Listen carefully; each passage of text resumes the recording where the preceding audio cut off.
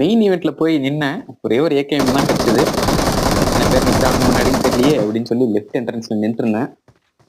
பார்த்தா முன்னாடி 2 பேர் வந்தானுங்க. ரெண்டு பேரையும் அடிச்சு உட்கார வச்சாச்சு. ஆனா பதட்டத்துல டீம்மேட்ஸ் கிட்ட சொல்லும்போது ஒரே ஸ்ப்ரேல 2 நாக்கு